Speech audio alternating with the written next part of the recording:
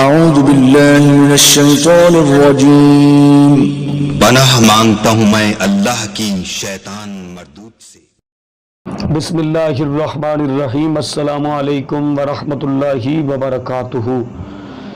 ایک بھائی نے سوال کیا ہے کہ ہم بستری کرنے کے بعد پیشاب کیوں آتا ہے، اس کے نقصانات کیا کیا ہیں، اس کے فائدے کیا کیا ہیں، اس پر گفتگو کریں گے۔ لیکن اس سے پہلے گزارش کہ اگر آپ نے ابھی تک ہمارا چینل سبسکرائب نہیں کیا تو ہمارے اس چینل کو کریں سبسکرائب اور بیل آئیکن کو دبائیں تاکہ اس طرح کی لیٹسٹ اور نئی سے نئی ویڈیو آپ تک بآسانی پہنچ سکے۔ آپ نے غور کیا ہوگا، اگر نہیں کیا تو آپ غور کیجئے گا، جو شادی شدہ حضرات ہیں وہ جب بھی اپنی زوجہ سے ہم بستری کرتے ہیں، اپنی رفیق حیات سے ہم بستری کرتے ہیں، ہم بستری کے کچھ دیر بعد پیشاب کی حاجت محسوس ہوتی ہے، تو بعض لوگ تو سمجھتے ہیں کہ شاید یہ ہمارے لیے بہت زیادہ نقصان دہ ہے، اور بعض لوگ سمجھتے ہیں کہ یہ ہمارے لیے بہت زیادہ فائدے مند ہے۔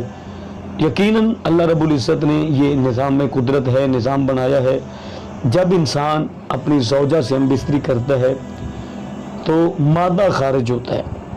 یہ شرعی مسائل ہیں، ان پر ڈسکس کرنا ہماری ذمہ داری ہے، آپ کے سوالوں کے جواب دینا ہماری ذمہ داری ہے۔ تو اسی مادے سے اللہ رب العزت اولاد جیسی نعمت اور رحمت بھی عطا فرماتا ہے۔ جب وہ مادہ خارج ہوتا ہے، ظاہر ہے جو نسیں ہیں، جو رگیں ہیں، ان میں اس مادے کے کچھ اعضاء جو ہیں وہ ٹھہر جاتے ہیں، رک جاتے ہیں۔ جب وہ مادہ خارج ہونے کے بعد رگیں جو ہیں، جو پروسیسڈ ہے، اس میں مادہ جمع ہوتا ہے، رک جاتا ہے۔ یقیناً جب وہ رکتا ہے تو انسان کو ایک بے چینی سی رہتی ہے، ایک حسرت اور ایک اس طرح سمجھے کہ تکلیف دہ معاملات ہوتے ہیں۔ بظاہر تو تکلیف نہیں ہوتی، لیکن ایک پریشانی سی، الجھن سی رہتی ہے۔